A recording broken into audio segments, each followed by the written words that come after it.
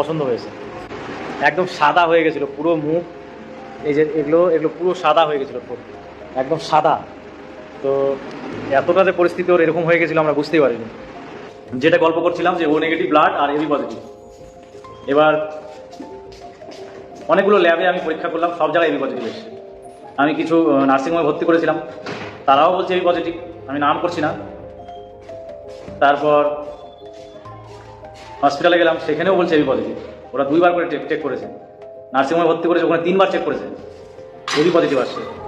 আমি তো আরও মানে ঘাবড়ে গেলাম যে আমি ও নেগেটিভ নিয়েছিলাম শিওর, কারণ এই কারণে আমি বলেছিলাম যে আমার যদি আলপনার যদি এবি পজিটিভ, ওরা বলছে যে এবি পজিটিভ যাদের মানে রক্তের গ্রুপ আছে তারা নাকি ও নেগেটিভ নিতে পারে, মানে সব রক্তই নাকি তারা নিতে পারে।